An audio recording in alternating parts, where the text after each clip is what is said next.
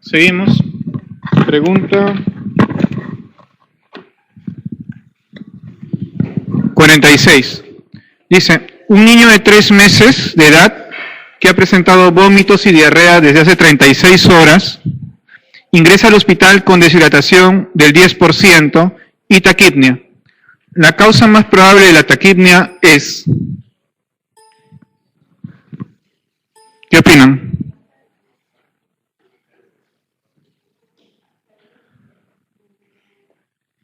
¿Por qué puede tener taquipnia este paciente?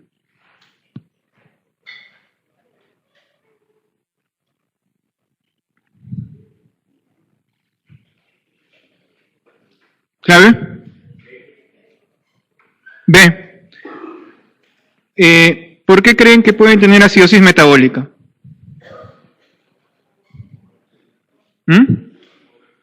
Hipoperfusión. ¿Por qué tiene hipoperfusión? Por deshidratación.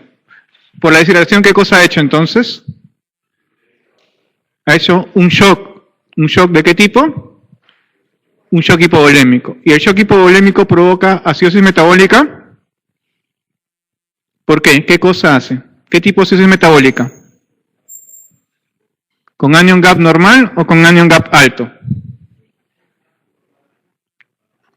Alto, ¿no? Un shock hipovolémico, ¿qué significa? Hipoperfusión tisular. Si hay hipoperfusión tisular, hay hipoxia. Si hay hipoxia, se va a generar glucólisis ¿de qué tipo? ¿Aeróbica o anaeróbica? Si hay glucólisis anaeróbica, ¿qué se forma? Lactato. Y si hay lactato incrementado, hay una acidosis láctica. Y por lo tanto hay una acidosis con anion gap alto. Por esa razón, por una acidosis con anion gap alto, como respuesta a esa acidosis metabólica anion gap alto, el mecanismo compensatorio es una hiperventilación, ¿no? Y por lo tanto tratar de barrer CO2 para contrarrestar la acidosis metabólica. ¿De acuerdo? Por lo tanto, la alternativa correcta es la alternativa B, 46 clave B. Y está correspondiente al grado de deshidratación, ¿no? Yo tengo un 10% de deshidratación. 10% de deshidratación implica una deshidratación severa, ¿no? 5 a 7% leve, 7 a 10% moderada y más de 10% severa. Entonces, más o menos esta es la evaluación de un paciente con diarrea y deshidratación, ¿no? Generalmente yo tengo 3 grandes grupos, el plan A, el plan B y el plan C. Entonces, en el plan A es que no tiene deshidratación y por ende tiene un porcentaje de peso menor del 5%. Un plan B es una deshidratación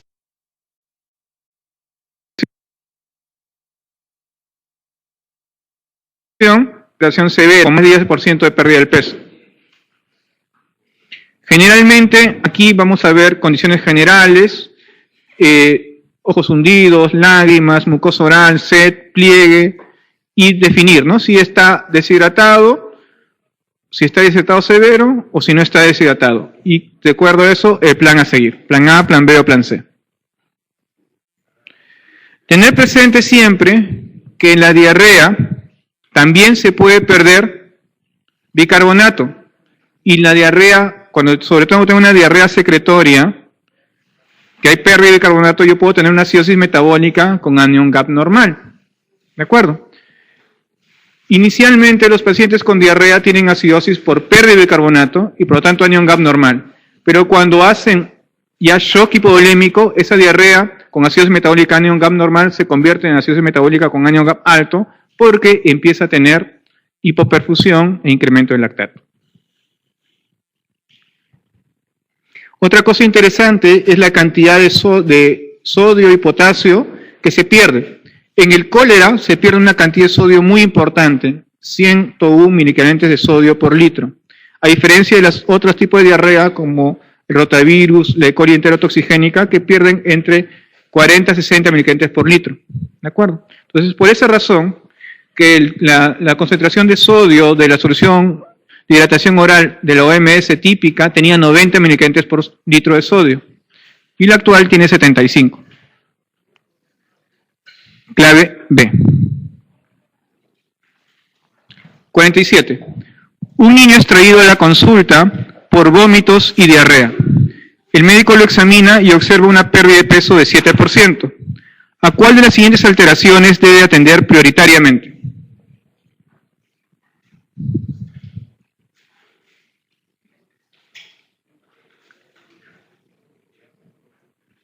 ¿Clave?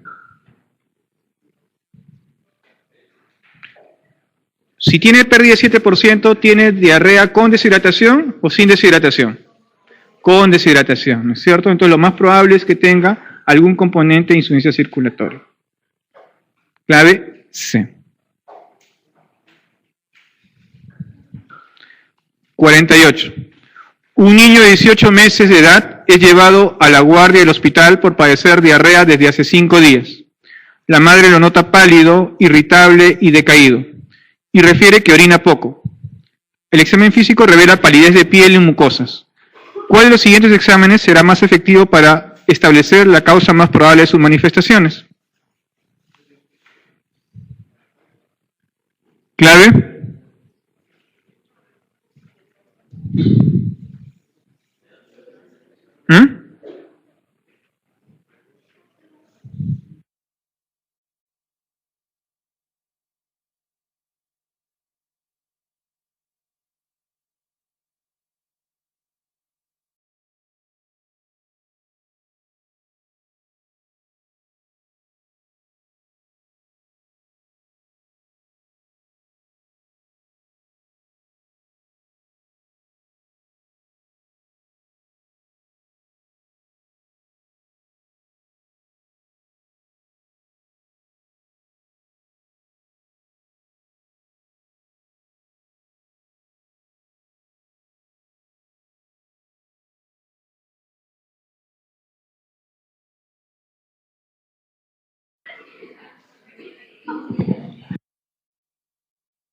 De edad es llevado a la guardia del hospital por padecer diarrea desde hace 5 días.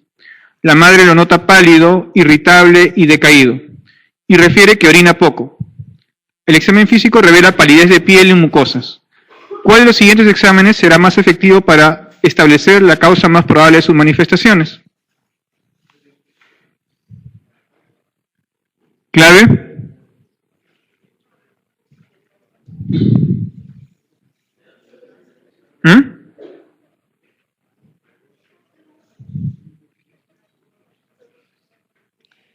¿Clave? ¿Cuál es su diagnóstico? Parece un síndrome urémico hemolítico, ¿no es cierto? ¿Por qué razón?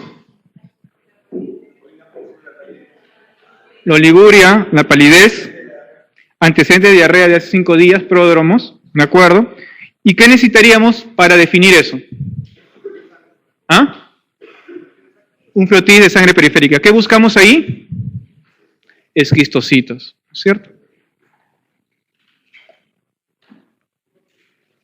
Entonces, siempre que tenemos diarrea, tenemos que reconocer el diagnóstico diferencial. Hay que buscar activamente si hay dolor abdominal y resistencia, pensando en intususcepción. Hay que ver si hay palidez, ictericia, oligoanuria, hematoquesia, ¿no? Pensando en un urémico hemolítico, o si luce tóxico más de proporción, ¿no? Para pensar en un ilioséptico o un shock. Clave C. 49.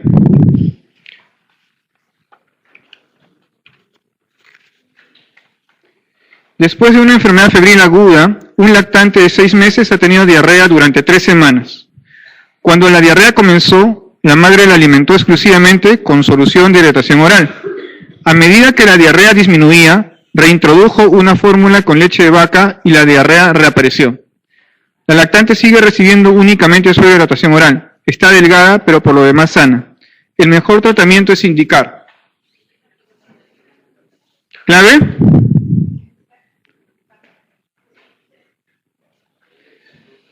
Hay que tener en mente siempre, cuando yo tengo una diarrea, sobre todo diarreas virales, ¿cuál es la diarrea viral más frecuente?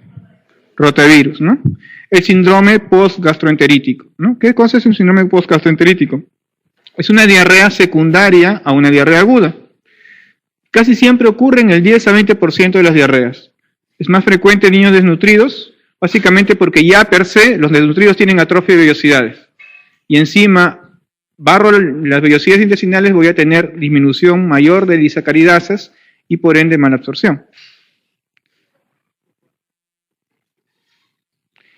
Está asociada a dietas hipocalóricas durante el curso de la diarrea, ¿ya? Y está asociada a malabsorción de hidratos de carbono, proteínas o grasas. Va a estar asociada a lesión de la mucosa, agentes infecciosos de nutrición, secreción pancreática y biliar alterada, disminución de IgA secretoria, sobrecrecimiento bacteriano y mucosa intestinal dañada. Casi siempre lo que vamos a tener es una disminución del gap osmótico fecal, ¿no es cierto? El gap osmótico fecal normalmente va a estar aumentado, ¿no? Normalmente es menor de 60, y cuando tengo una diarrea osmótica, este gap se aumenta hasta más de 100.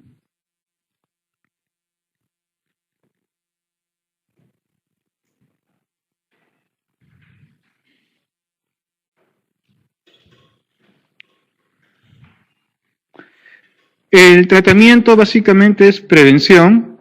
Hay que dar, a pesar de que tengan diarrea, hay que darle una dieta normal a los pacientes. En pacientes eutróficos, tratar de tener contenido bajo en lactosa, y en desnutridos, leche sin lactosa. Clave C. 50. ¿Cuál de los siguientes parámetros del laboratorio hace más probable que una insuficiencia renal aguda sea de origen renal en un niño de 6 años?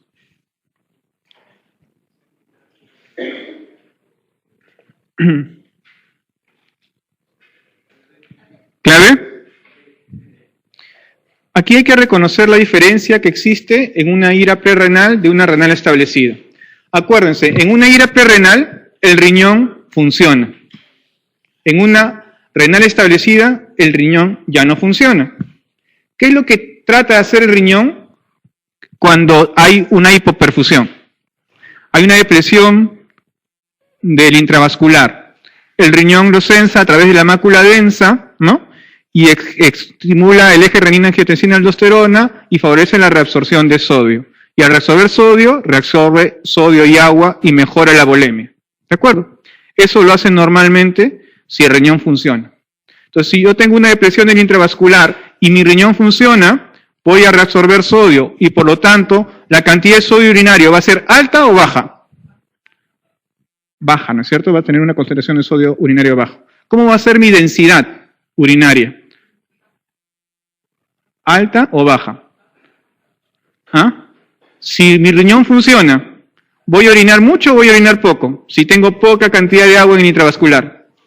Poco, ¿no es cierto? Trato de ahorrar la máxima cantidad de agua y sodio. Por lo tanto, mi densidad va a ser alta. Tengo una densidad urinaria alta. ¿De acuerdo? La relación urea-creatinina, ¿cómo va a ser en una ira prerrenal? Va a ser alta porque la urea se incrementa. No por la que creatinina sube, sino porque la urea se va incrementando en sangre. Y esa relación urea-creatinina va a ser mayor de 40. ¿De acuerdo? Entonces, la relación urea-creatinina va a estar alta. ¿De acuerdo? En relación al BUN, la relación urea-BUN es como 2:1 más o menos. ¿Ya? Entonces, el BUN es mayor de 20. En cuanto a la fracción excretada de sodio, que es la mejor manera de evaluar la función renal, la fracción excretada de sodio normal tiene que ser siempre menor del 1%, porque normalmente se reabsorbe el 99% del sodio. Si yo pierdo sodio por la orina, si tengo una fracción excretada de sodio mayor de 1%, yo hablo de una ira renal establecida. ¿De acuerdo? Entonces, aquí la clave es la alternativa D.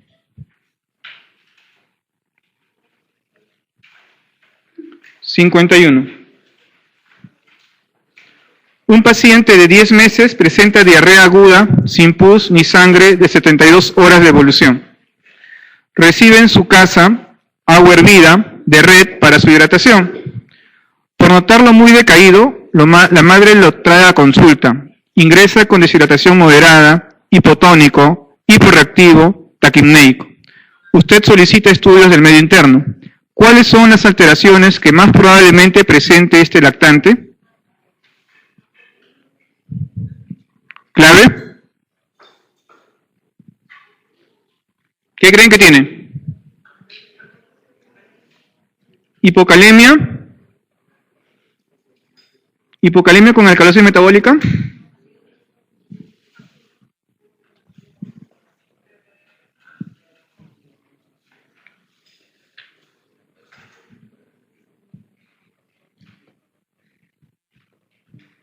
¿Sí?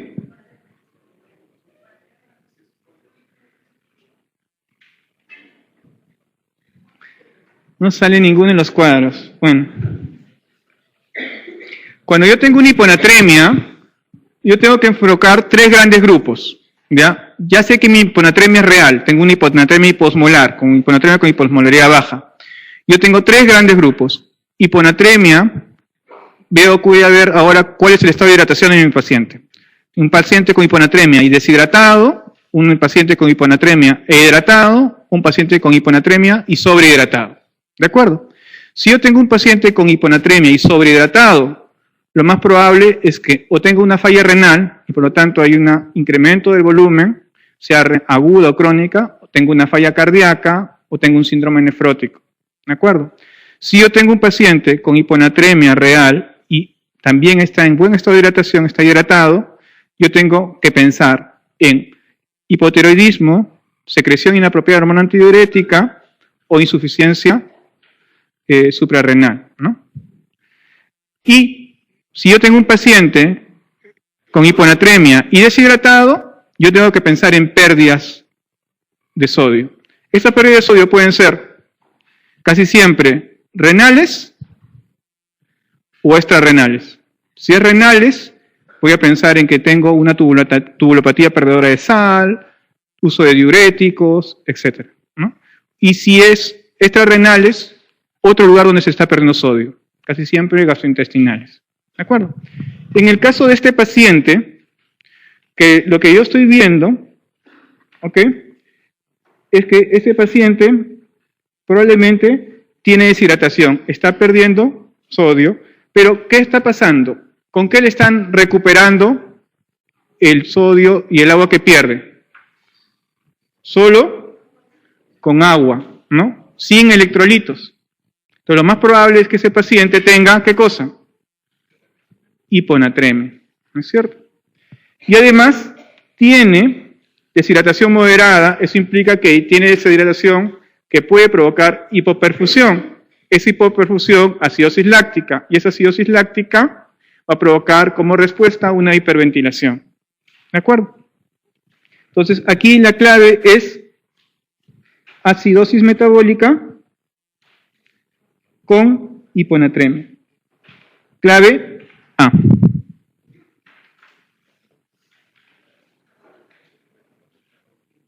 (52) Se lleva a cabo una investigación epidemiológica sobre enfermedad diarreica en menores de 5 años de edad, en una región en vías de desarrollo. ¿Cuál sería el agente etiológico predominante? ¿Clave? ¿Cuál es la causa más frecuente de diarrea en general? Virus. ¿Ya? Si yo veo en etiología de enfermedad diarrea aguda infantil en toda Latinoamérica, rotavirus es de lejos la causa más frecuente. ¿Ya? Seguida de E. coli enteropatógeno. Escherichia coli, Giardia, Entamoeba, todas son menos frecuentes. Clave A. 53. Señale cuál de los siguientes datos espera encontrar habitualmente en un niño de 2 años previamente sano con diarrea acuosa y deshidratación del 8%.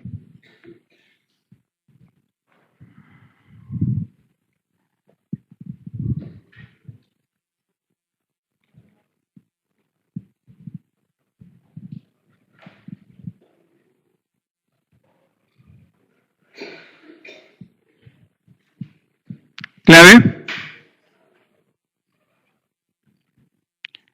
C. Hematocrito bajo, al contrario, si estuviera deshidratado tendría un hematocrito alto, ¿no?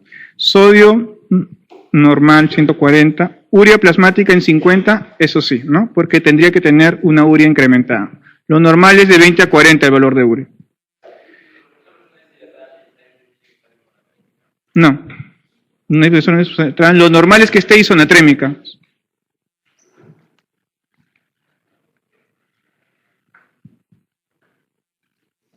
Clave C.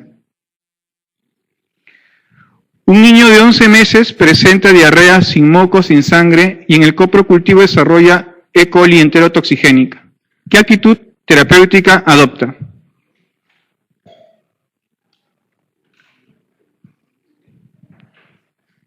¿Clave?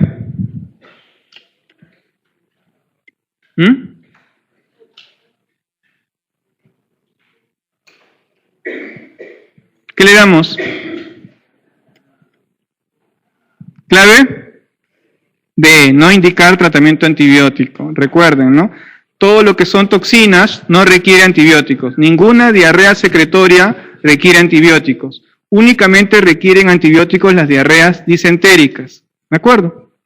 ¿Cuáles son las etiologías más frecuentes de la diarrea sin sangre? Casi siempre virales, ¿no? Rotavirus y adenovirus. Recuerden que son más frecuentes en menores de 2 años y sobre todo estacionales, en otoño e invierno. Bacterianas, E. coli enterotoxigénica es la más frecuente, ¿no? Y enteropatógena. También puede haber por Salmonella notifis, que generalmente son en menores de 5 años y tiene un periodo de incubación de 6 a 72 horas, básicamente por alimentos contaminados. Estafilococo aureus tiene un periodo de incubación muy corto de unas 7 horas por enterotoxinas. Y también parásitos con periodos de incubación un poco más largos, ¿no? De 1 a 4 semanas, como la Giardia. Cryptosporidium y Zoospora, que también dan diarrea secretoria. En cambio, las diarreas disentéricas, si bien es muy poco frecuente, puede también ser por rotavirus, y E. coli enteroinvasiva y enterohemorrágica son las más frecuentes. Shigella, para nosotros Flexnieri es la más frecuente, puede causar artritis reactivas y más frecuente entre 6 meses y 2 años. Campylobacter es muy frecuente, sobre todo en lactantes menores de 2 años. Salmonella, solamente 10% de los episodios, y Yersinia en niños mayores. Parasitarias en tamaño histolítica, pero ojo, en tamaño histolítica se va a ver en niños grandes, ¿no? Mayores de 5 años. Es poco frecuente en preescolares, solo en escolares. En cuanto a las E. colis, hay 5 tipos: enterotoxigénica, enterohemorrágica, enteroinvasiva, enteropatógena y enteroagregativa. De ellas, ojo, diarrea sanguinolenta, E. coli enterohemorrágica, ¿ya? Y E. coli enteroinvasiva. La enteroagregativa, enteropatógena y enterotoxigénica dan diarreas secretorias. Ninguna requiere antibióticos de las diarreas secretorias, ¿no? Clave D. Un niño de 1 año es llevado a la guardia por un cuadro de diarrea de 12 horas de evolución. La madre le refiere que no ingiere mucho líquido, orina poca cantidad y más oscuro. En el examen físico, usted lo encuentra somnoliento, con mucosas secas, fontanela algo hundida, frecuencia cardíaca de 130 latidos por minuto y llenado capilar de 2 segundos. ¿Cuál es la conducta adecuada frente a este caso?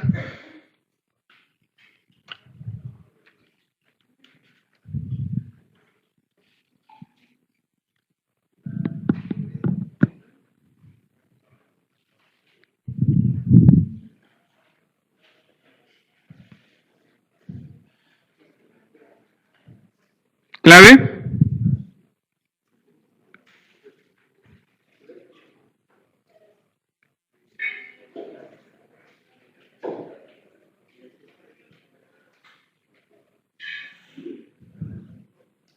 ¿Clave? ¿Qué hacen? C. Acuérdense, cuando nosotros tenemos paciente deshidratado, tenemos 3 planes. Si no tiene signo de deshidratación, es plan A, y probamos terapia oral para ver si tolera o no vía oral, ¿de acuerdo? Casi siempre se le repone las pérdidas, 10 cc por kilo por cada diarrea. Si tiene signo de deshidratación, pero no tiene signo de shock, o sea, deshidratación sin shock, es suerohidratación oral, ¿ya? 100 cc por kilo repartido en 4 horas. 25, 25, 25, 25, en 4 horas, ¿de acuerdo? Pero es oral, ese es el plan B, 4 horas de hidratación, 100 cc por kilo. Y si tiene signo de deshidratación, entonces es plan C, y es polielectrolítica, y esa es endovenosa, ¿ya?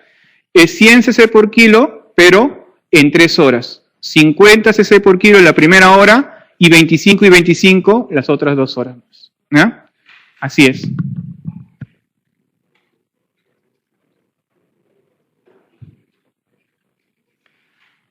Ok. Una madre lleva a su hijo de 1 año al hospital por presentar diarreas por 2 días. Cuando usted lo examina, nota que está irritable. Sus ojos no están hundidos, tiene llanto con lágrimas, su boca está algo seca. Bebe el agua ávidamente en una taza, su piel vuelve lentamente luego de pellizcarlo, no aparenta estar desnutrido. Basándose en estos hallazgos, ¿qué conclusiones consideraría sobre el estado de hidratación del niño y cómo lo trataría?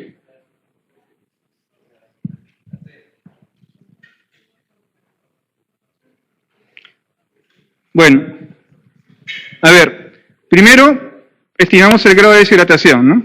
Si no tiene deshidratación es un plan A, si tiene deshidratación moderada es un plan B, su hidratación oral entre 4 a 6 horas, ¿ya? Y si tiene deshidratación severa es plan C. En este caso, lo que queremos demostrar es que este paciente tiene deshidratación pero no tiene signo de shock. ¿Por qué razón?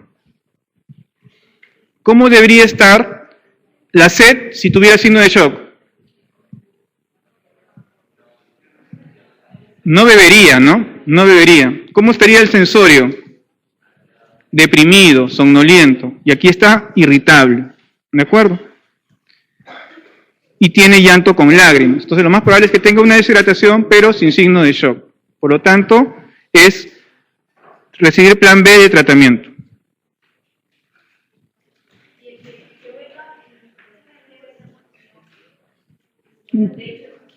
Tienes un signo de deshidratación, pero para que tengas, tienes que tener 2.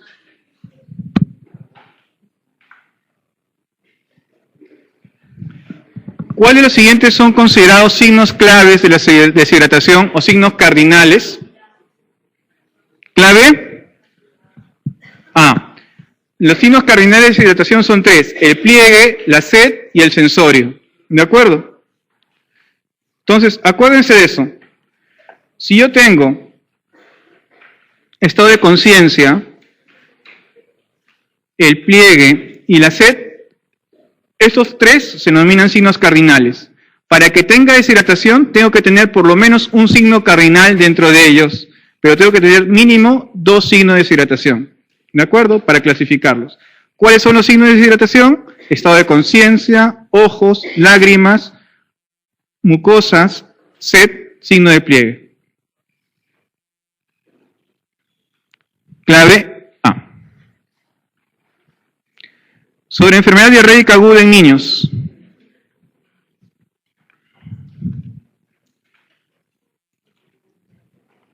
¿Cuál es lo correcto? Más del 90% no requieren tratamiento antibiótico. Acuérdense siempre, en cuanto a diarrea, que lo más frecuente de diarrea no son las diarreas bacterianas, no son las diarreas disentéricas, sino las diarreas secretorias.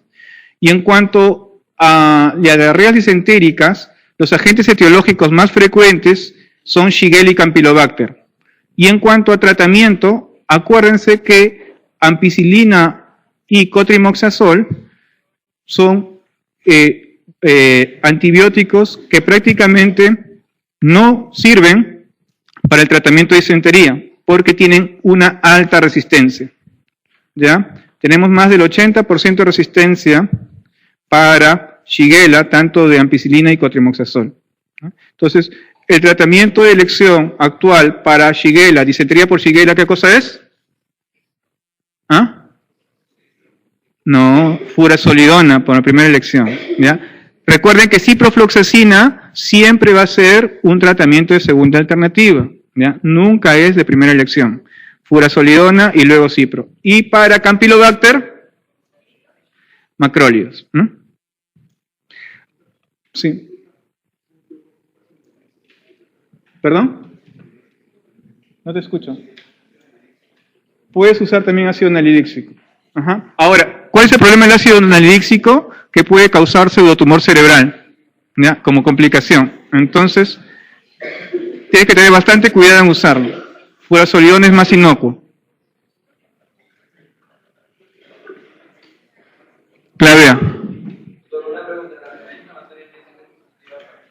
¿Perdón? En realidad, para hacer diagnóstico de disentería, no necesitas reacción inflamatoria. Es un diagnóstico clínico. Si yo veo una diarrea con moco y sangre, es disentería. Si no tiene moco y sangre, no es disentería. Pero se dice que es positivo cuando la reacción inflamatoria es más de 100 por campo. Más de 100.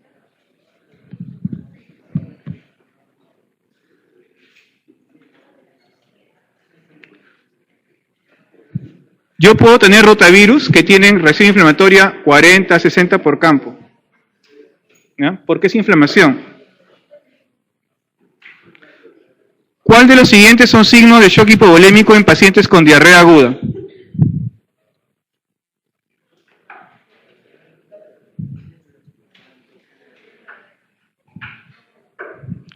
¿Clave?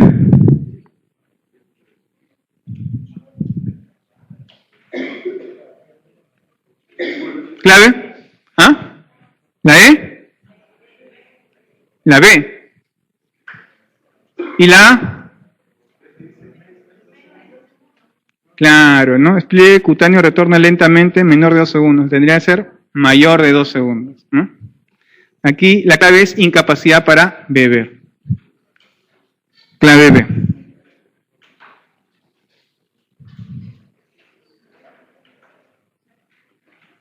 (60) Son agentes frecuentes de diarrea secretoria.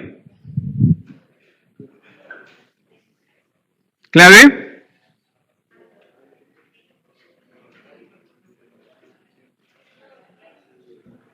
Todas, ¿no? Rotavirus, E. coli enterotoxigénica y Cryptosporidium. Todas.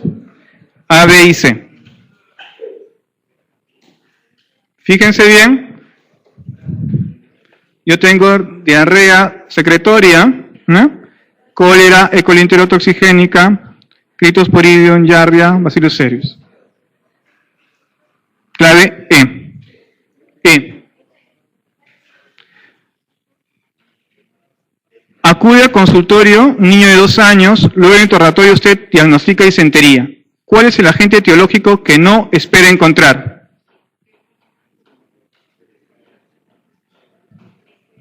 ¿B?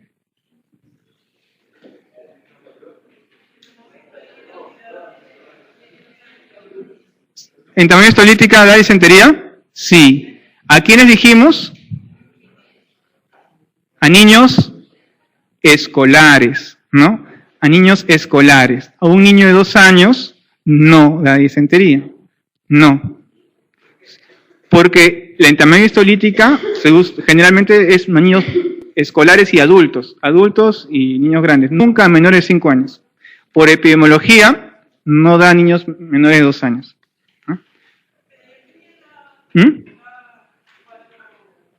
Todos dan disentería, todos los agentes. Yersinia, Campylobacter. Si quieren lo repasamos.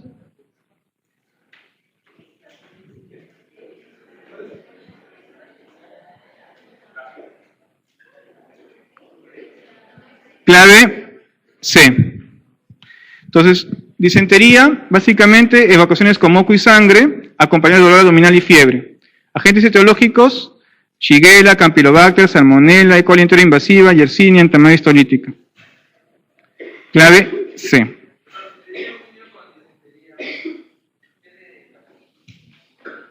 Generalmente lo más frecuente, si es que es un niño de 2 años y no hay antecedentes de contacto con aves de corral, palomas, le damos furazolidona. Si hay antecedentes previos, tú sospechas en eso, podrías darle acitromicina, que te cubre las dos cosas. Pero siempre hay que hacerle un coprocultivo antes.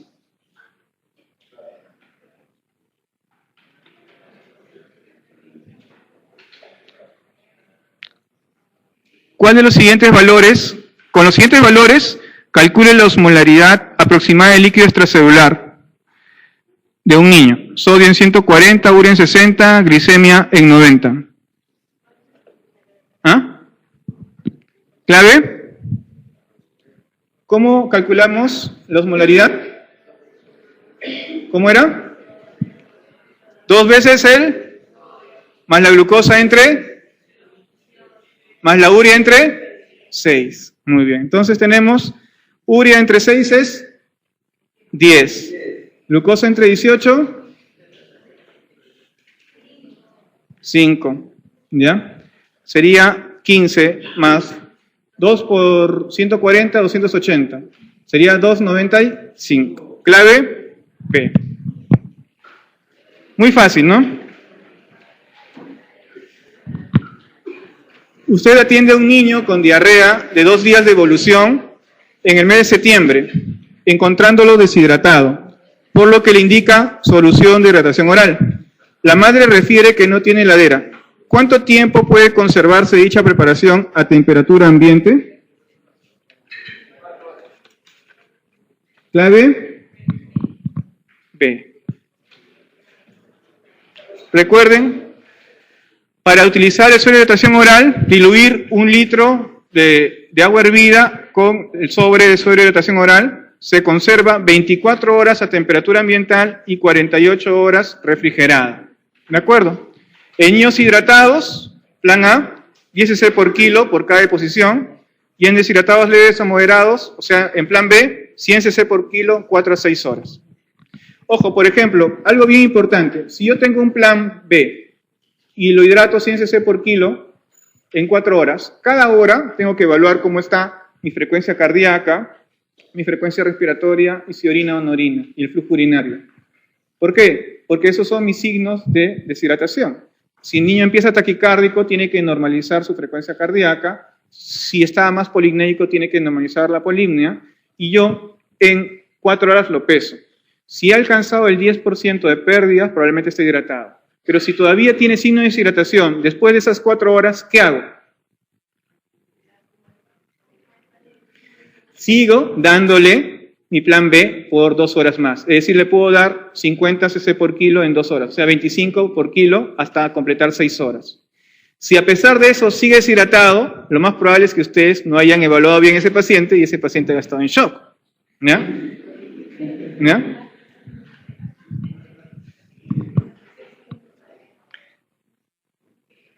Clave B. 64. Un niño de 3 años está internado con diagnóstico de herpes simple. El medio interno del control indica sodio en 119, 4 potasio en 4 miligramos por litro, asintomático, hidratado. ¿Cuál de las siguientes conductas es la más correcta?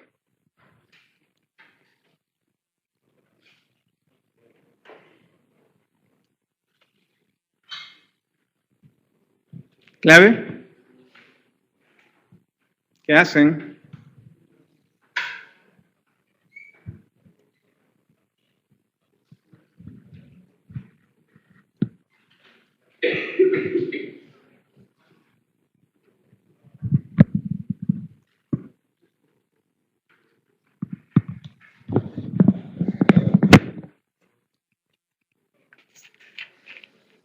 Silencio.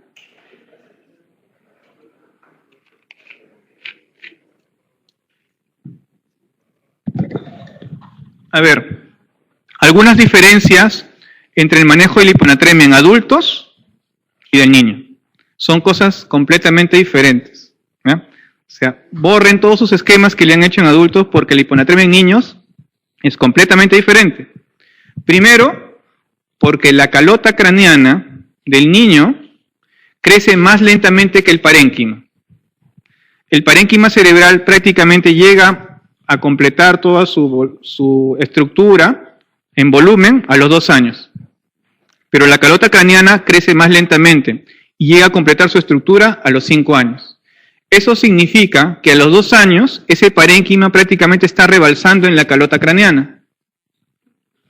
Como consecuencia de eso, cualquier edema cerebral va a ser mucho más riesgo de hacer enclavamiento, porque no hay espacio donde ese parénquima pueda ensancharse.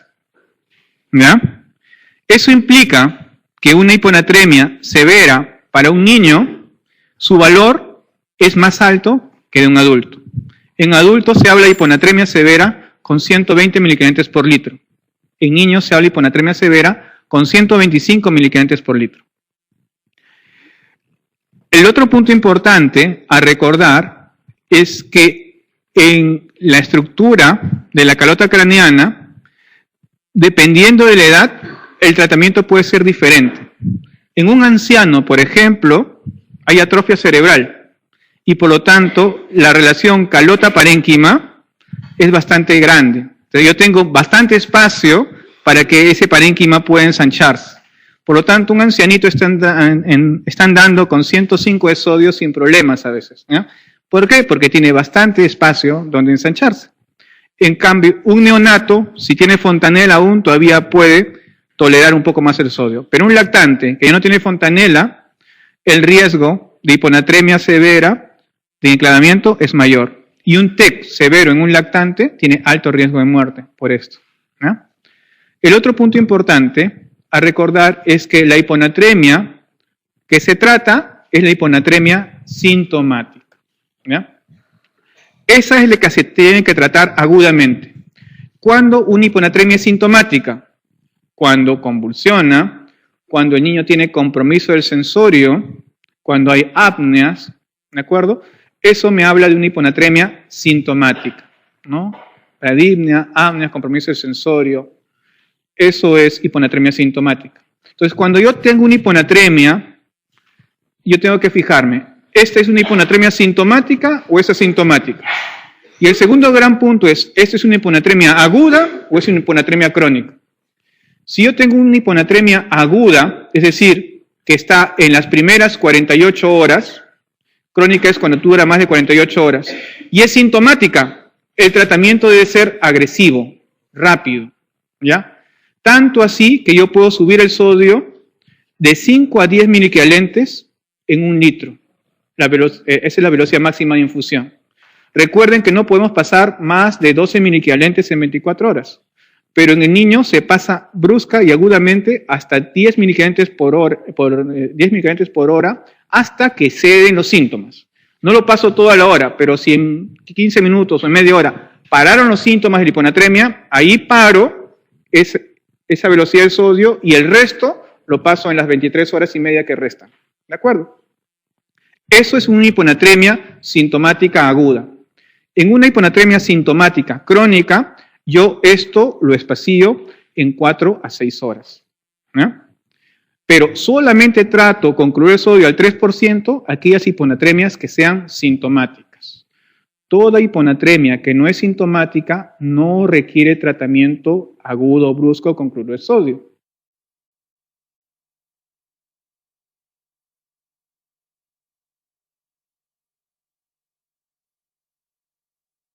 Y lo que tengo que hacer es hacer mi diagnóstico diferencial, evaluar la causa y tratarlo de acuerdo a la causa. ¿De acuerdo? Entonces, en este paciente, ¿tiene una hiponatremia sintomática o no tiene una hiponatremia sintomática?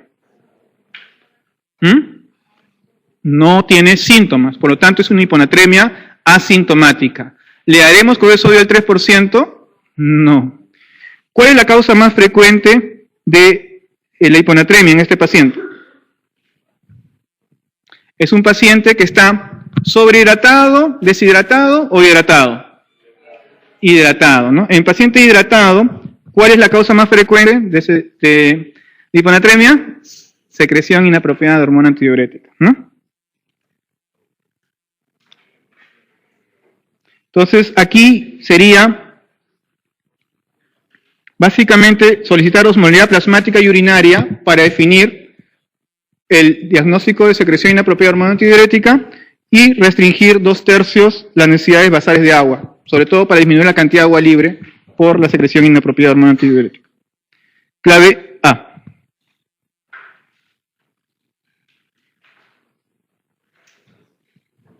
(65) Ingresa un niño de 16 meses con deshidratación moderada secundaria a diarrea de 3 días de evolución. Indica un plan de hidratación intravenoso para corregir los trastornos del medio interno. 12 horas más tarde, el paciente está confuso y disártrico. Indique la corrección rápida de qué trastorno puede ser más probablemente responsable de este cuadro.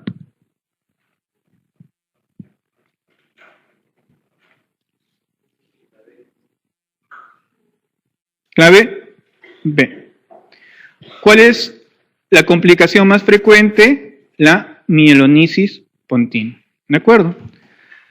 ¿Qué cosa es la mielonisis pontina? Es una condición caracterizada básicamente por daño neurológico secundario a la destrucción de las vainas de mielina. Si bien el centro de la protuberancia es lo más frecuente, puede haber otras lesiones extrapontinas, ¿ya? La característica clínica más importante es una tetraparesia subaguda espástica acompañada de parálisis pseudovulvar disartria. ¿Ya? ¿Cuáles son los factores de riesgo para desmineralización cerebral o mielonisis pontina? Que vaya de la hiponatremia a la hipernatremia, que haya hipoxemia, que haya enfermedad hepática severa o cirrosis o alcoholismo. Esto básicamente se ve en adultos, ¿no? Cáncer, quemaduras, malnutrición o hipocalemia asociada. Es mucho más frecuente la mielonisis pontina en adultos que en niños. Clave B. Una niña de 4 años con mielomeningocele en tercer día de tratamiento antibiótico y una derivación externa por una pioventriculitis comienza con convulsiones tónico-clónicas generalizadas. El laboratorio demuestra sodio plasmático en 120, cloro en 110, potasio en 4, sodio urinario en 40, potasio 3 miliquinantes por litro. El ritmo diurético en las últimas 6 horas fue de 6.8 mililitros por kilo por hora. ¿Ante qué trastorno del medio interno se encuentra?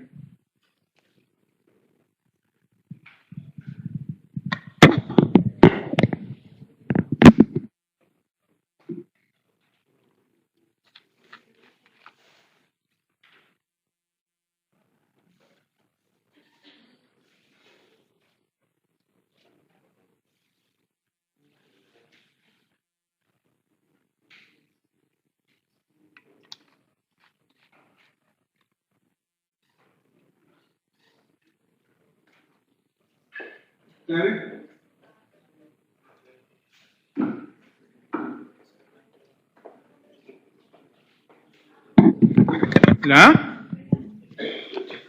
¿La? A ver, otra vez nuestro esquema. Tengo una hiponatremia real, tengo 3 grandes grupos. ¿Está hidratado, está deshidratado o está sobrehidratado? ¿Cómo está el paciente? ¿Ah? ¿Qué dice? ¿Te dicen cómo está? Qué malos, no te dicen si está hidratado, deshidratado o sobrehidratado, ¿no? ¿Ah? ¿El flujo urinario qué te dice? ¿Que está oligúrico o poliúrico? Poliúrico, ¿no es cierto? Está poliúrico. Entonces, ¿eso qué me puede decir? ¿Cómo creen que es esta poliuria? Cuando yo tengo una poliuria, ¿cómo es la poliuria? De 2 tipos, ¿no es cierto? Es osmótica u acuosa. ¿De acuerdo? En este caso, esta poliuria, ¿cómo creen que sea?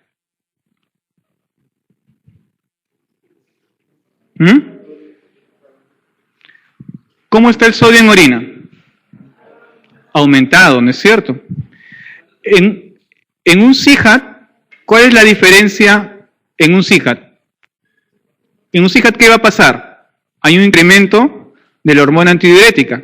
Al ver un incremento de la hormona antidiurética, voy a tener reabsorción de agua. y por lo tanto, ¿cómo va a estar la osmolaridad urinaria? Aumentada. ¿Y cómo va a estar el volumen de orina? ¿Ah? Disminuido, porque lo que hago es aumentar mi osmolaridad porque jalo agua, jalo solvente. ¿De acuerdo? En este caso, ¿qué es lo que está pasando? ¿Tengo un flujo urinario disminuido? No, tengo un flujo urinario aumentado. ¿Será un CIHAT? No. Lo más probable entonces que sea una enfermedad perdedora de sal, ¿no es cierto? Un pierde sal cerebral. Está un poco más difícil como para ustedes, pues. ¿No? El potasio en la orina no te ayuda mucho, tienes que hacer fracción excretada o gradiente transtubular, pero para el sol, para nuestros fines no ayuda mucho.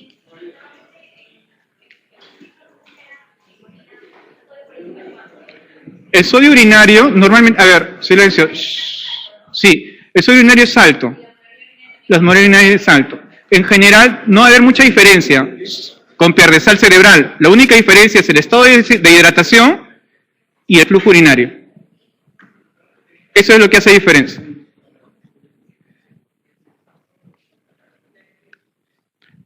Clave C.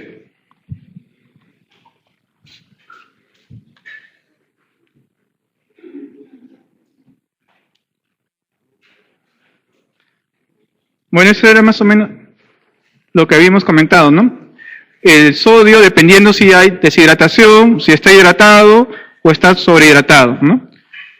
Normalmente uno ve el sodio en orina. Si el sodio en orina está menor de 10, es porque el riñón está tratando de reabsorber la máxima cantidad de sodio que tiene.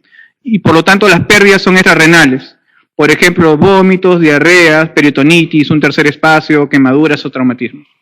Pero si el sodio urinario en un paciente deshidratado está más de 20, es porque está perdiendo sodio. Y ahí vemos diuréticos, déficits de corticoides, nefropatía perdedora de sal, ATR, diuresis osmótica, etc. En cambio, si hay un estado de hidratación normal, CIHAT, hipotiroidismo, deficiencia de glucocorticoides, dolor o estrés. Y siempre ahí el sodio urinario es más de 20. Fíjense, con pierdesal, el sodio urinario no nos ayuda porque los dos son más de 20. ¿Ya? Lo único que nos ayuda es el estado de hidratación y el flujo urinario. Y en sobrehidratado podemos tener síndrome nefrótico, cirrosis o ICC, donde como hay una sobrecarga, el sodio urinario va a estar menor de 10 porque todo se va al intersticial, inal, intravascular, y entonces va a tratar de jalar sodio. Pero en falla renal, aguda o crónica, el sodio urinario es más de 20 porque se pierde sodio. Clave C. Un paciente en cetoacidosis diabética, luego de la expansión con solución fisiológica, presenta el siguiente laboratorio. pH en 7.1, bicarbonato en 7, sodio en 135 y potasio en 3. ¿Cuál es su conducta terapéutica? ¿La ve? ¿Sí?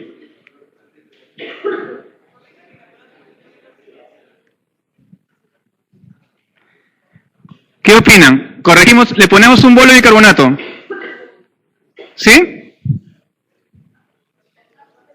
¿Qué pasa con el potasio? El potasio está, ¿en cuánto? En 3. ¿Y qué pasa normalmente con el potasio en acidosis? Normalmente cuando yo tengo acidosis, hay más concentración de iones hidrógeno en el extracelular, y para tratar de evitar que haya mucha concentración de iones hidrógeno en el extracelular, ese ion hidrógeno se pasa al intracelular. Pero como meto una carga positiva al intracelular, una carga positiva tiene que salir del extracelular. ¿Cuál es el catión más importante del intracelular? Potasio. Por lo tanto, el potasio sale al extracelular. Si yo con acidosis tengo potasio, ¿en cuánto era? En 3. Si le corrijo la acidosis, ese potasio va a bajar mucho más. ¿Y qué va a hacer? Una arritmia y se va a morir. ¿De acuerdo? Entonces, cuando yo tengo un paciente con hipocalemia en acidosis, primero tengo que corregir el potasio.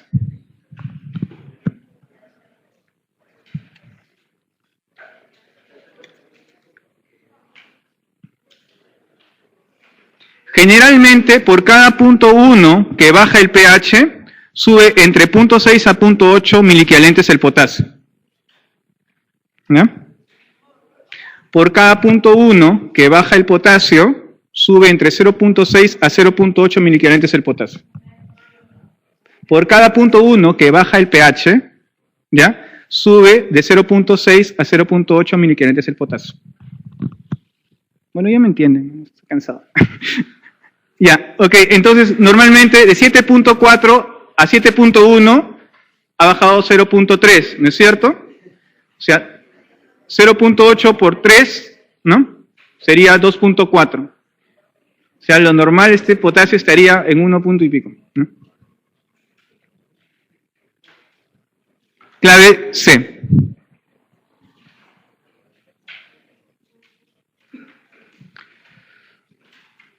Muy bien. Usted recibe en una guardia un paciente de 2 años con gastroenteritis de 2 días de evolución, con pérdidas graves. En el estado ácido base que usted recibe le informan de un potasio de 2.5. Decide realizarle un electrocardiograma. ¿Qué signos son esperables encontrar en el mismo? Clave E. ¿A? Acuérdense, la hipocalemia, normalmente lo primero que vamos a ver en la hipocalemia es la onda T plana, ¿de acuerdo? Luego ya se ve la depresión del ST y las ondas U, ¿ya? Cuando está por debajo de 2.5 recién puedo ver onda U, inclusive inversión de la onda T, IPR y QT prolongados y el QRS ancho. Pero algo que no se van a olvidar nunca y que memoricen así a fuego, porque yo les digo esto y se olvidan, es la tienda de la T. Acuérdense de la tienda de la T para el potasio. Cuando la tienda de la T está llena, es porque hay mucho potasio y hay hipercalemia. Entonces, cuando hay hipercalemia, hay una onda T picuda. Cuando la tienda de la T está vacía, es porque la T está plana y por lo tanto hay hipocalemia. ¿Ya? Nada más. Acuérdense de eso, suficiente. ¿Ya?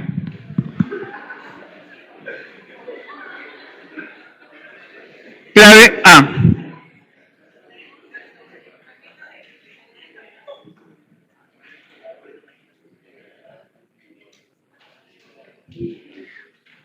Obviamente traten de repasar todo, ¿no? Pero si ya último recurso, ¿ya?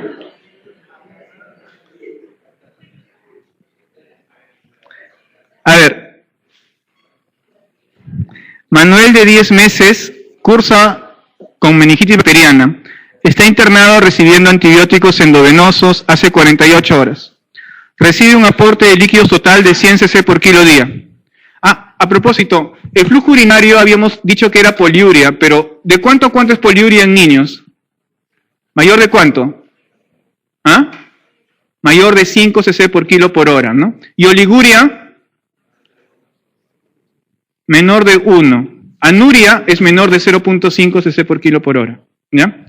Menor de 1 es oliguria y menor de 0.5 ya lo consideramos anuria, ¿ya? Entonces, de 1 a 5 son los rangos normales, 1 a 5 cc por kilo por hora. Bien, ese paciente recibe un aporte de líquidos de 100 cc por kilo día y tiene un ritmo diurético en las últimas 24 horas de 0.3 cc kilo hora, con un aumento concomitante de peso de 500 gramos. Usted descarta insuficiencia renal según sus sospechas diagnósticas. ¿Qué datos de laboratorio esperaría encontrar?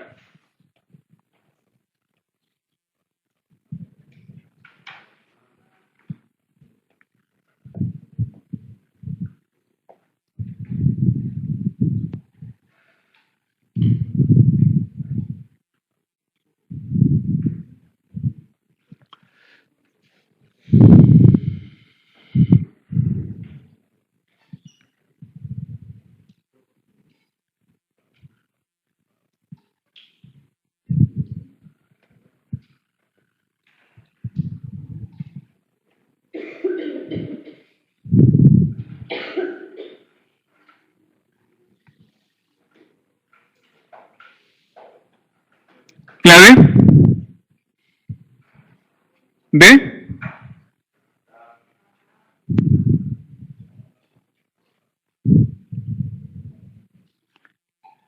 A ver, ¿en qué estamos pensando? En una secreción inapropiada de hormona antidiurética, ¿no es cierto? Básicamente porque aparentemente el paciente no luce sobrehidratado y tiene un flujo urinario bajo, ¿de acuerdo? Entonces, si yo pensara en un paciente sobrehidratado, tendría que pensar en falla renal, pero nos han dicho que no hay falla renal, ¿de acuerdo? Entonces, tengo un paciente que yo sospecho en CIJAT, ¿cómo debería estar la osmolaridad? La osmolaridad sérica. La osmolaridad sérica debería estar disminuida, por lo tanto sería una hiponatremia hipotónica, ¿de acuerdo? ¿Cómo debería estar la densidad urinaria? Alta, porque estoy jalando agua libre y por lo tanto tengo un flujo urinario disminuido porque tengo menor cantidad de solvente, menor cantidad de agua libre, ¿de acuerdo? ¿Cómo debería estar la volemia? Normal. ¿Y cómo debería estar el sodio urinario? Alto. Clave A.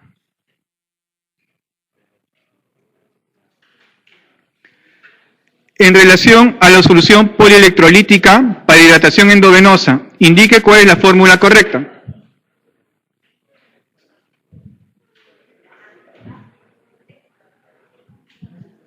Clave A, ¿no es cierto? Acuérdense, la solución polielectrolítica es igualita a la solución tradicional de la OMS para hidratación, o la clásica. Contiene 90 de sodio, 20 de potasio, cloro en 80, lactato en 30, glucosa en 111 milimoles por litro, o lo que es lo mismo al 2%, o 20 gramos en 1000. ¿Ya? Y tiene una osmolaridad de 331 miliosmoles. Lo otro que podemos utilizar para plan C es lactato de Ringer, que tiene sodio en 130, tiene menos potasio, 4, tiene más cloro y casi la misma cantidad de lactato, pero tiene algo de calcio. Ojo, algo interesante en la polielectrolítica es la cantidad de potasio que tiene. Tiene 20 milimoles por litro, que es lo mismo que 20 miliequivalentes por litro. ¿De acuerdo? Y esto hay que tenerlo en mente. Porque, ¿qué significa que tenga 20 miliequivalentes por litro? ¿No? Significa que tiene 20 miliequivalentes por cada 1000 centímetros. ¿De acuerdo? Si yo le paso 50 centímetros, ¿cuántos miliequivalentes le estoy pasando con 50 centímetros? 50 por 20 entre 1000. Un miliequivalente. En el plan C, yo le estoy pasando 50 centímetros por kilo por hora. ¿De acuerdo? O sea, le estoy pasando un miliequivalente por kilo por hora. ¿A qué le suena un miliequivalente por kilo por hora? ¿No le suena nada? Un miliequivalente por kilo por hora es la velocidad máxima de infusión de potasio. Eso se denomina reto de potasio. Y eso tengo que pasarlo casi siempre, ¿no? En una vía endovenosa larga, porque normalmente no puedo pasar más de 40 miliequivalentes por litro, ¿no? Si no se quema la vena. Cuando yo paso solución polielectrolítica a 50 cc por kilo por hora, estoy pasando un miliequivalente por kilo por hora. Es decir, le estoy pasando un reto de potasio en la primera hora. ¿Ya? Entonces tenemos que tener cuidado de que la solución polielectrolítica nunca lo hagan ni lo vuelvan a hacer, utilicen como cloruro de sodio y pasarle en bolo, porque el paciente se puede morir por la velocidad de potasio. ¿Ya? Entonces tenemos que tener cuidado que la máxima velocidad de infusión de la polielectrolítica es 50 cc por kilo por hora. Y eso, grabarlo a fuego, ¿ya? Si no quieren que les envíen fruta, ¿no? De verdad. Muy bien. Otra cosa interesante acerca de las nuevas recomendaciones de la Organización Mundial de la Salud es el suero de hidratación oral ha cambiado. El tradicional de 90 ha pasado ahora por uno de 75, ¿ya? Ahora se tiene 75 de sodio, que está más asociado a las diarreas no coléricas, y solo el de 90 se utiliza para el cólera. Recuerden que la relación sodio-glucosa es 1:1 ahora, ¿no? Y tiene la misma cantidad de potasio, pero tiene una osmolaridad un poco menor. Y el segundo punto importante de recomendaciones que hace la OMS para el manejo de la diarrea es el aporte de zinc. Se dice que 20 miligramos de zinc diarios durante 10 a 14 días disminuye episodios de diarrea aguda y persistente. Entonces, sirve para los dos, ¿ya? Entonces, la administración de zinc ya es una indicación tanto para diarrea aguda como para diarrea persistente. 20 miligramos de zinc diarios. Clave A. 71. Niño de 5 años, sin antecedentes a destacar, comienza con pápulas color piel perladas de 3 a 5 milímetros de diámetro, en cara y cuello con umbilicación central. ¿Cuál es el diagnóstico más probable? Molusco contagioso, ¿no? Es producido por el postvirus, periodo de incubación de 14 a 50 días, puede haber datos de recién nacidos con lesiones al cabo de 7 días postparto, y clásicamente es una pápula pequeña e indolora que puede crecer y hacerse umbilicada, ¿no? Vamos a ver las lesiones típicas del molusco. Clave C. Tratamiento básicamente es, ¿qué se hace?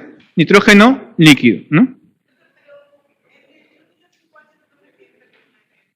¿Ah? Claro, en los niños grandes, ¿no? Pero, claro, en niños grandes podría sospecharse, en adolescentes, ¿no? Pero en niños pequeños puede haber transmisión de molusco, no necesariamente por transmisión sexual, ¿no?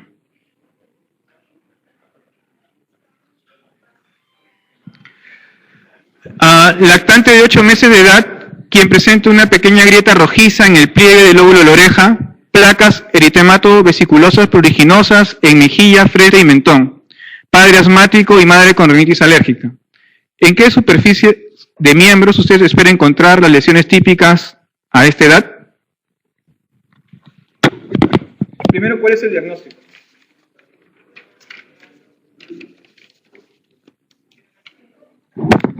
¿Prurigo? No. Hay criterios diagnósticos para dermatitis atópica, ¿no es cierto? De los criterios mayores, lo que tenemos que ver es prurito, la morfología y distribución características de las lesiones, el carácter crónico y recidivante de estas lesiones, y ver también historia personal o familiar de atopía, ¿no? Recuerden que la afectación básicamente está dada en cara, flexuras y superficies extensoras, ¿ya? Sobre todo en niños y jóvenes, ¿no es cierto? En niños es superficies extensoras, ¿sí? Por lo tanto, la clave es una alternativa B. Usted recibe a un lactante de 8 meses de edad con placas eritemato-costrosas en sus mejillas. El resto del examen físico solo revela una piel seca generalizada. Estas manifestaciones han tenido un curso crónico con exacerbaciones y remisiones. El interrogatorio revela una historia personal de episodio de broncoespasmo recurrente y atopía. La niña no parece estar molesta. ¿Cuál es el tratamiento que indicaría como primera línea? ¿Clave? ¿Cuál es el diagnóstico? Otra vez. Diagnóstico, dermatitis atópica. ¿Y el tratamiento ahora? ¿Clave? Generalmente se utiliza el corticoide más suave que existen, ¿no? Entre los corticoides en crema, ¿cuál es el más suave? Hidrocortisona, ¿no? Y cremas emolientes. Clave A.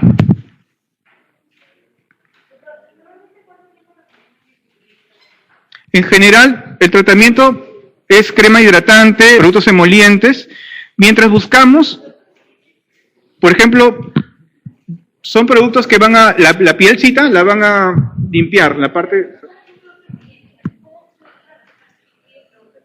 No. Por ejemplo, puedes usar sulfonilurias, o sea, puedes, urea al 2%, urea al 5%, que es una crema, una solución para barrer la capa córnea, ¿no? Puedes usar aspirina también en solución para barrer esa capa córnea, también hay. Pero la urea es la que más se usa. Sí.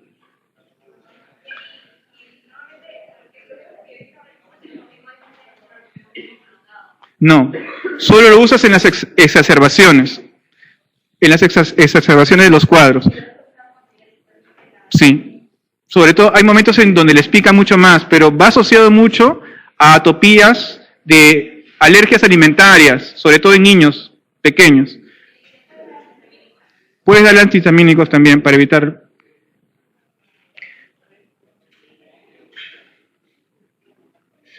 Bueno, ahí dice ureas y ácidos como el ácido acetil salicílico.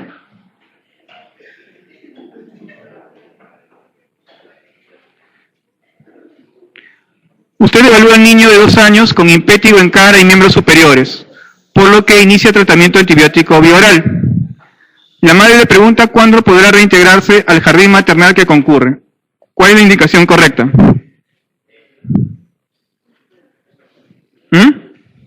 ¿Clave?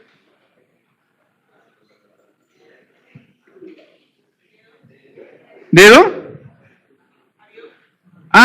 Si es estreptococo. Estreptococo en 24 horas cura con antibiótico bioral. Ya 2 veces la misma pregunta, de diferente manera y caen igualito.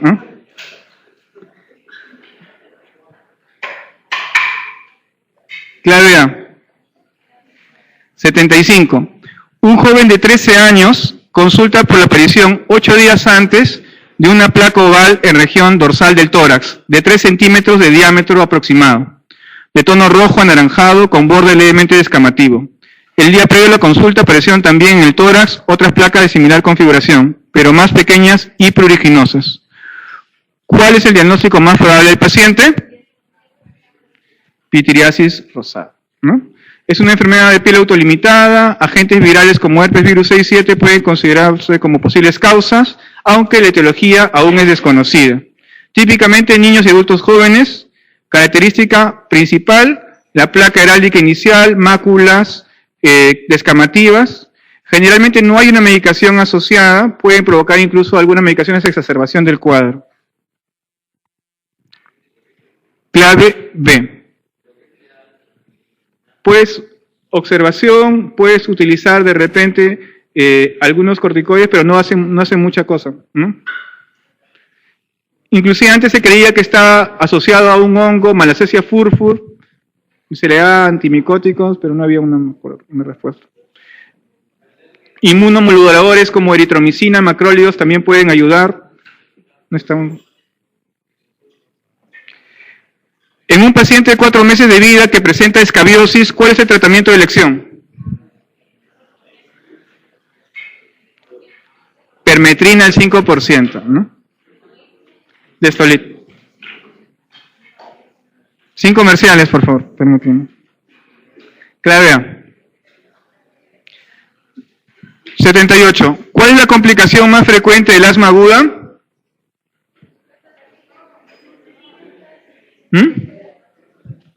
¿77? ¿Me salté? Sorry. La consulta por un paciente de 10 años que presenta una tinea capitis con 48 horas de tratamiento con grisefulvina. ¿Cuál es la conducta a adoptar respecto a la asistencia al colegio?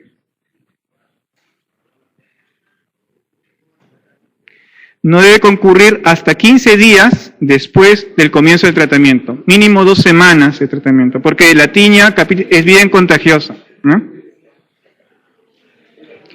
Clave B. Ahora, ¿cuál es la complicación más frecuente de asma aguda? Neumotórax.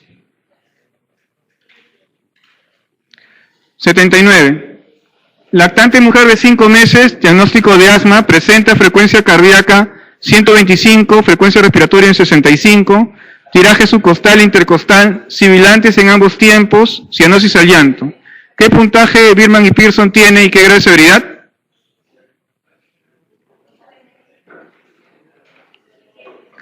¿Clave? Ajá.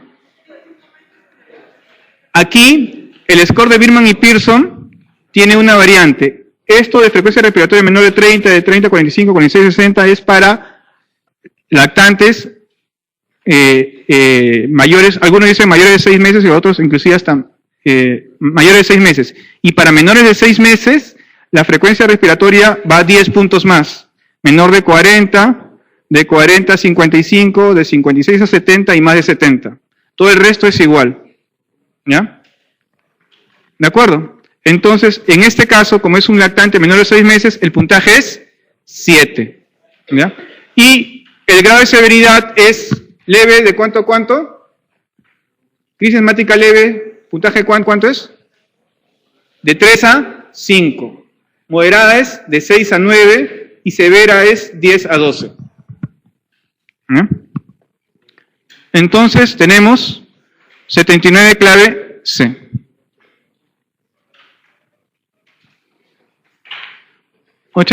Paciente de 6 años que llega a la emergencia con frecuencia respiratoria de 26, tiraje un paquete y sibilantes inspiratorios y expiratorios. Es manejado con terapia de crisis por 3 horas con buena respuesta, desapareciendo la signología y mejorando la frecuencia respiratoria.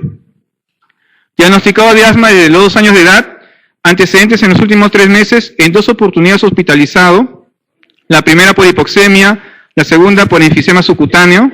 Madre refiere que a pesar de control presenta tos, cansancio al jugar demasiado con sus hermanos y que siempre tose todas las noches. ¿Usted le diagnostica?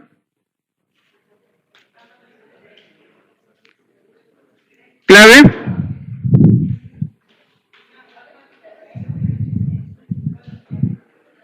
¿Clave?